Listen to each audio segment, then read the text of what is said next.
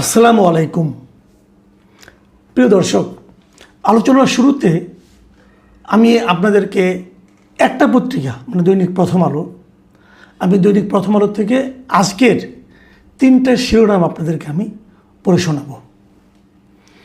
প্রথম শিরোনাম হলো, অডিওতে শোনা গেল চোরাই পণ্য জব্দের পর এসআই বলছেন আপনি 3 লাখ টাকা দেন।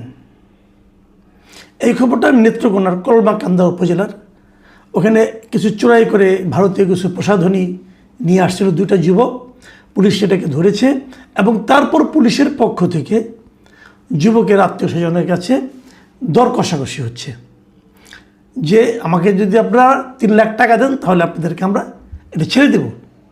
এই অডিওটা ফেসবুকে বেরিয়ে পড়েছে এবং এই অডিওর প্রেক্ষিতে এখন ওই পুলিশের উপর একটা তদন্ত অথবা কিছু একটা হবে, শাস্তিমূলক হবে। কী শাস্তি হবে নিশ্চিত থাকেন, সর্বোচ্চ শাস্তি হলো তাকে ক্লোজ করা হবে। ক্লোজ করা মানে তাকে ওখান থেকে সরিয়ে জেলা সদরে নিয়ে আসা হবে, কিছুদিন এখানে কোনো কাজ কোনো পোস্টিং দেওয়া হবে না, তারপর আবার উনি একটা পোস্টিং পেয়ে আরেকটা থানায় যাবেন, সেই থানায় যেয়ে আবার একই কাজ করবেন। কিন্তু এবার উনি সতর্ক থাকবেন যেন ওনার অডিওটা লিক না হয়। লিক না হলে আর কোনো সমস্যা নাই, লিক না হলে কোনো সমস্যা নাই ভাই। বাংলাদেশে এ ধরনের ঘটনা নতুন, এটা না হয় লিক হয়েছে, এ ধরনের ফোন পান নাই এমন লোক খুব বেশি। আপনাদের যারা অনুষ্ঠান শুনছেন তারা সবাই জানেন এরকম ফোন আসে, এরকম ম্যানেজ করতে হয়। টাকার অঙ্কটা ভ্যারি করে, সেটা 20,000ও হতে পারে, আবার 5 লাখ 10 লাখও হতে পারে। কোন মামলায় জড়িয়েছে তার মধ্যে হতে পারে।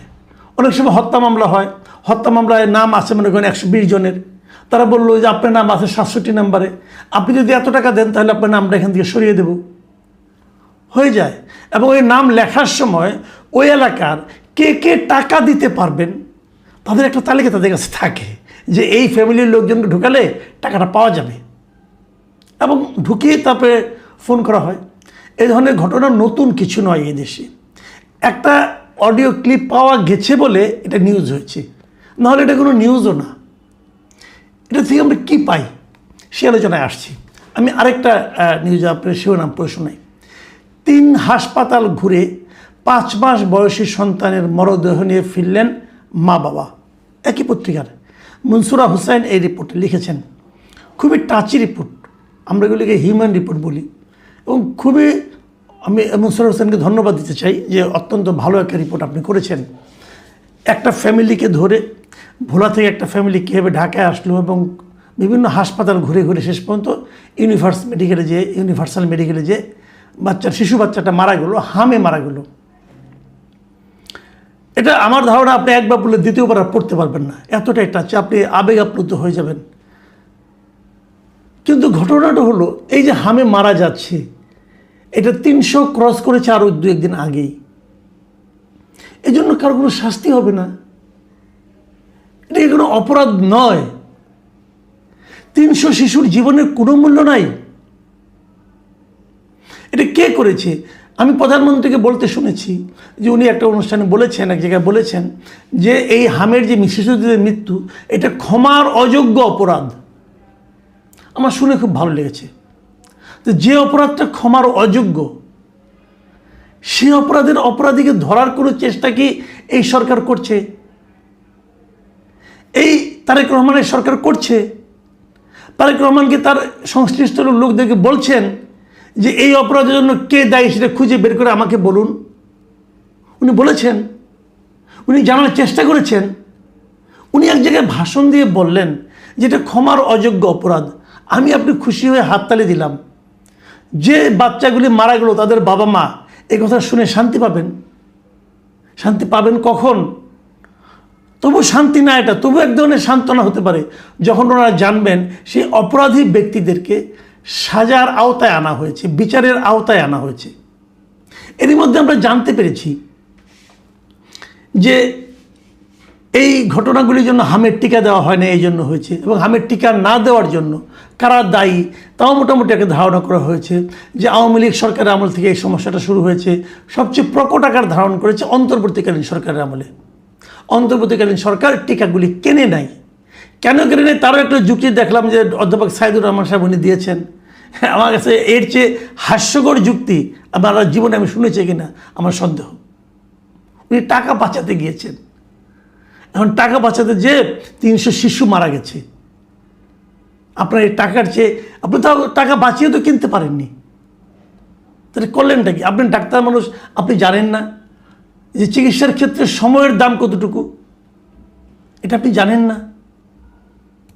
নূরজাহান বেগম, এই অথর্ব ভদ্র মহিলাকে যেদিন নিয়োগ দেওয়া হয়, আমি প্রথম দিন থেকেই বলছি যে এই মহিলাকে কেন এনে এখানে বসানো হয়েছে। আপনারা সে শুনতে শুনতে আমার উপর অনেকে বিরক্ত হয়ে গেছেন, ভাই আপনি কি পেয়েছেন এই একটা লোক একটা মহিলার বিরুদ্ধে এত বলতেছেন কেন? আমি বলেছিলাম এই কারণে, ওনাকে এমন একটা ডিপার্টমেন্টে এমন একটা বিভাগে মন্ত্রী বানানো হয়েছে, উপদেষ্টা বানানো হয়েছে, যেটাতে ভুল হলে মানুষের জীবন যায়, যেটাতে ভুল হলে জীবন যায়। সড়ক যোগাযোগে ভুল হলে মানুষের ভোগান্তি হয়, জীবন যায় না, কিন্তু এখানে জীবনই চলে যায়। দেখেন প্রায় 315 জন শিশু। দেখেন আমার জীবনে জায়গায় শিশুর জীবন মূল্য বেশি, কারণ আমার জীবন যে আমি কী করতে পারবো, আমার জীবনের এই পর্যায়ে এসে আমার তো যাওয়ারই সময় হয়েছে, তাই না? আমি তো আর 500 বছর বাঁচবো না ভাই। কাজে আমি কি দিতে পারবো এই সমাজকে, এই দেশকে, এটা অলরেডি প্রমাণিত, লোকে বুঝে গেছে। যা দেবার হয়তো দিয়েও ফেলেছি, কিন্তু একটা শিশু আপনি জানেন না সেই দেশকে কী দিবে, কত দিতে পারবে, সেই দেশকে কত সমৃদ্ধ করতে পারতো। এই একটা শিশুর হাত ধরেই হয়তো এই দেশটার চেহারা চেঞ্জ হয়ে যেত। শিশুটাকে আপনি বড়ই হতে দিলেন না। এটা কত বড় অপরাধ। আজকে দেখলাম আমাদের ইউনূস সাহেব, সিএনএনের মালিক টেড টার্নার মারা গেছেন, এই উপলক্ষে উনি বিশাল একটা পোস্ট দিয়েছেন ওনার পেজে, ফেসবুক পেজে। দেখলাম ভালো কথা, টেড টার্নার অবশ্যই একজন গুরুত্বপূর্ণ ব্যক্তি, কিন্তু আপনার দেশে এই 300-র বেশি শিশু মারা গেল, যাদের মৃত্যুর জন্য আপনি নিজেও দায়ী, আপনার সিদ্ধান্ত দায়ী। একবারও তো শোক প্রকাশ করলেন না, একবারও তো শোক প্রকাশ করলেন না ভাই। আপনি কি মানুষ? আপনি কি এই দেশের মানুষ? আপনি নোবেল পেয়েছেন, ওই নোবেল দিয়ে আমি কী করবো? ওই নোবেল দিয়ে কি শিশুদের জীবন আপনি বাঁচাতে পেরেছেন? বাঁচানোর চেষ্টা করেছেন? মারা যাওয়ার পর একটু শোক আপনি অনুভব করেছেন? করেননি। আমি আরেকটা শিরোনাম পড়ি, এটা ওই প্রথম আলোরই, সরকার কেন প্রকৌশলীদের ব্যবহার করতে পারছে না। দেখুন এটা কিন্তু ওই ধরনের না, এটা একটু অন্যরকম।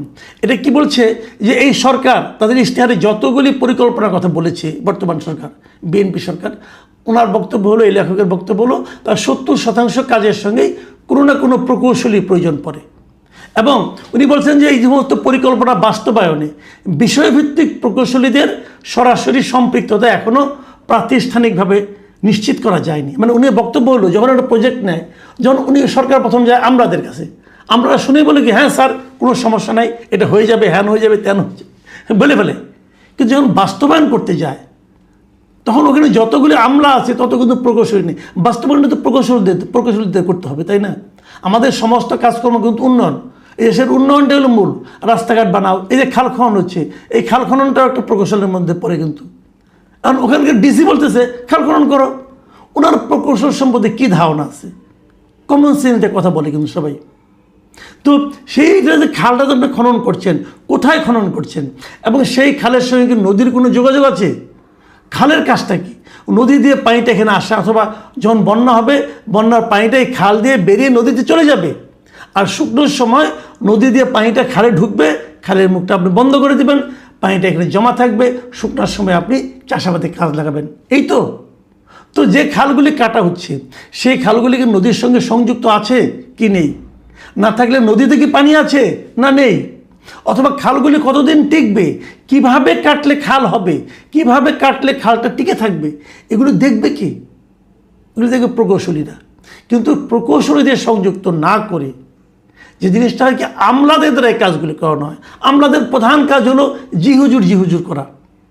মন্ত্রী সাহেব যে কথা বলবেন, প্রধানমন্ত্রী যে কথা বলবেন, জি স্যার, জি sir, yes sir, yes sir, হয়ে যাবে স্যার, এই তো হয়ে গেল স্যার, এভাবে হবে, বিপুল অর্থ ব্যয় হবে, কাজের কাজ কিছু হবে না। এখন আপনারা বলবেন যে প্রকৌশলী যারা আছে তারাও তো ঘুষ খায়।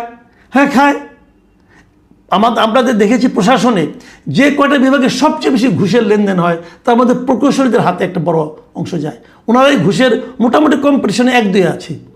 তো ঘুষটাকে আপনি থামানোর চেষ্টা করেন, ঘুষ তো থামানো সম্ভব, পেরেছেন? পারেননি। এই যে আমি 3টা নিউজের কথা বললাম, দেখেন এগুলো দিয়ে কিন্তু আমি একটা কথা বলতে চাচ্ছি। সেই জিনিসটা কি জানেন? সেই জিনিসটা হলো সুশাসন কায়েম করা। যতক্ষণ মধ্যে আপনি সুশাসন কায়েম করতে না পারবেন, আপনি রাজনীতি দিয়ে, মেঠো বক্তৃতা দিয়ে, মানুষের মধ্যে আবেগপূর্ণ বক্তৃতা ফুলঝুরি ছুটিয়ে আর দেশকে কন্ট্রোল করতে পারবেন না। চেঞ্জ হয়ে গেছে মানুষের মন, মানুষের হাতে এখন সোশ্যাল মিডিয়া, মানুষের হাতে এখন সারা দুনিয়ার খবর, ইন্টারনেট, গুগল, AI সব আছে। মানুষ এখন চট করে বুঝে যায় আপনার কথা ফাঁক ফোকরটা কোথায়। সত্যি কথা বলতে কি জানেন, আপনি যে রাজনীতি করেন না, আপনি রাজনীতি দিয়ে মানুষের ভোট পাবেন। ভাষণ মানুষ আর শুনতে চায় না, মানুষ এখন কাজ দেখতে চায়। আপনি রাজনীতি দিয়ে ভোট পাবেন, ক্ষমতায় যাবেন, কিন্তু ক্ষমতায় টিকে থাকতে হলে আপনাকে প্রমাণ করতে হবে যে আপনি একজন ভালো manager, you are a good manager. এবং সেই ম্যানেজারটা কোথায়? পুলিশের ক্ষেত্রেও গুড ম্যানেজার, উন্নয়ন কর্মকাণ্ডের ক্ষেত্রেও গুড ম্যানেজার, এবং মানুষের জীবন নিয়ে জীবনযাপন সেখানেও গুড ম্যানেজার। আপনি বাজারে গুড ম্যানেজার, আপনি জ্বালানি দেওয়ার ক্ষেত্রে গুড ম্যানেজার, আপনি মানুষের সাংস্কৃতিক উন্নয়নের ক্ষেত্রেও গুড ম্যানেজার। আপনাকে ভালো ম্যানেজার হতে হবে। মানুষ এখন আর পলিটিশিয়ান চায় না। মানুষ আপনি কত ভালো বক্তৃতা দিলেন, আপনি কি মুক্তিযুদ্ধের চেতনা নিয়ে কথা বললেন, নাকি আপনি বাংলাদেশি জাতীয়তাবাদ নিয়ে কথা বললেন? এটা মানুষ জানতে চায় না। মানুষ জানতে চায় কি আপনি কি বাজার সামলাতে পারেন, আপনি কি আইন শৃঙ্খলা নিয়ন্ত্রণ করতে পারেন, আপনি কি প্রশাসনকে কন্ট্রোল করতে পারেন, আপনি কি বিদ্যুৎ, গ্যাস, চাকরি, দ্রব্যমূল্য এগুলো সামলাতে পারেন। মানুষ এটা জানতে চায় এখন। আপনি বিদ্যুতের দাম বাড়াচ্ছেন, বাড়াতে হবে ভাই, কিছু করার নাই, সারা দুনিয়াতে বেড়েছে। আর কত ঘাটতি আপনি ভর্তুকি আপনি দিবেন? জ্বালানিতে তেলের দাম বাড়িয়েছেন, আর কত ভর্তুকি দিবেন? এগুলো দরকার, আপনি বাড়াবেন। কিন্তু সেই সঙ্গে কিনবে কে? এটা ভোক্তাটাকে, ভোক্তা সাধারণ মানুষ। তো সাধারণ মানুষের ইনকাম কি বেড়েছে? সেটা বাড়ানোর ক্ষেত্রে কি আপনি কোনো ভূমিকা নিতে পেরেছেন? আপনি সরকারি কর্মকর্তাদের বেতন বাড়াচ্ছেন। কত সরকারি কর্মকর্তা আছে বাংলাদেশে? 19 লাখ। 19 লাখের মধ্যে 4 লাখ নাকি এখনও খালি আছে, তবে ধর 15 লাখ। আপনি 15 লাখ মানুষের কথা ভাবছেন, আর মানুষ, আর এই 20 কোটি মানুষ, তাদের কথা কে ভাববে? আপনি তো 15 লাখ মানুষের ভোটে হন নাই, প্রধানমন্ত্রী হন নাই, সরকার হন নাই, আপনি 20 কোটি মানুষের ভোটে সরকার হয়েছেন, তাদের কথা ভাবছেন আপনি? এই যে বেসরকারি প্রতিষ্ঠানগুলো আছে, যেখানে বেসরকারিভাবে চাকরি বাকরি করে অনেক প্রতিষ্ঠান আছে, এরা কি নিয়মকানুন মেনে চলে? এরা কি এদের কর্মচারীদের ঠিকঠাক মতো বেতন দেয়? এরা কি বেতনের সঙ্গে বোনাসটা পায়? এরা কি পেনশন পায়? এরা কি ছুটি পায়?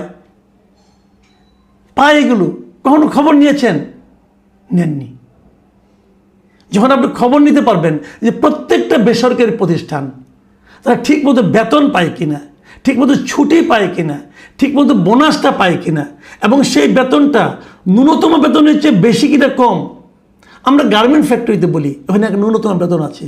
আমি বলে দিতে পারবো বাংলাদেশে অনেক এরকম বড় বড় প্রতিষ্ঠান আছে যেখানে 7-8 হাজার টাকা বেতন পায়। মাস্টার ডিগ্রি পাশ করে একজন আসে, তাকে বেতন অফার করা হয় 15,000 টাকা। বিশ্বাস হয়?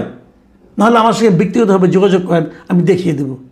আমি এমন প্রতিষ্ঠান জানি যে প্রতিষ্ঠানে কোনো CL নাই, যে প্রতিষ্ঠানে কোনো EL নাই, যে প্রতিষ্ঠানে কোনো মেডিকেল লিভ নাই। তারা একটা ছুটি দেয়, যেমন সারা বছরে 20 দিন দিয়ে দিল, আর কিচ্ছু নাই। আমি নিজে জানি, আমার সঙ্গে যোগাযোগ করে বলে দিচ্ছি কোন প্রতিষ্ঠানে। সেই প্রতিষ্ঠানে 7-8 হাজার লোক চাকরি করে, কেউ কথা বলে না, কারণ বললো যদি চাকরিটা চলে যায়। এগুলি দেখা দায়িত্ব কার? সরকারের। অথচ সরকার প্রধানত ওই প্রতিষ্ঠানের মালিকের সঙ্গে বসে আড্ডা দেন, ওই প্রতিষ্ঠানের মালিক তাকে শোনান উনি 7-8 হাজার 10 হাজার লোককে দিচ্ছেন, বেতন দিচ্ছেন। কিন্তু কিভাবে দিচ্ছেন? এটা বেতন নাকি এই লোকগুলি আপনার কাছে কৃতদাসের মতো আছে? কেউ একবার বিচার করে দেখেছেন? এখন আর স্লোগান দিয়ে হবে না ভাই, এখন আপনি বলবেন আমরা মুক্তিযুদ্ধের চেতনা, বলবেন আমরা গণতন্ত্র দিচ্ছি, আমরা মানুষের স্বাধীনতা দিচ্ছি, আমরা মিডিয়ার স্বাধীনতা দিচ্ছি, এগুলি বলে হবে না রে ভাই। বড় বড় স্লোগানে ইম্পর্টেন্ট না, ইম্পর্টেন্টটা হলো ম্যানেজার, গুড ম্যানেজিং ক্যাপাসিটি। মানুষ এখন এগুলো চায়। মানুষ এখন দৈনন্দিন জীবন দিয়ে সরকারকে বিচার করে। এই জিনিসটা মাথায় রাখতে হবে। আমি আলোচনা শেষ করি, হয়তো আপনারা একটু বিরক্ত হয়ে যাচ্ছেন, কিন্তু আমি এই কথাটাই শেষ করতে চাই যে জনগণ এখন কি চায় সেগুলো সরকারকে বুঝতে হবে।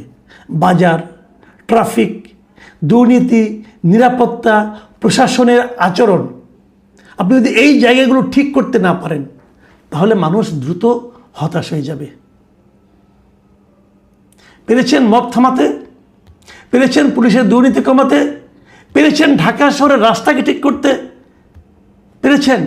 পারেননি। মানুষ, আপনি নতুন সরকার আসছেন, 2.5 মাস হয়েছে, আর কয়দিন? মানুষ কিন্তু আর কিছুদিন পরে, এখন প্রথম বিরক্ত হবে, পরে তুলনা করতে শুরু করবে। প্রিয় দর্শক, আজ আর বলবো না, এগুলো আমি আরও আলোচনা করব পরবর্তী সময়ে। এখন এ পর্যন্তই।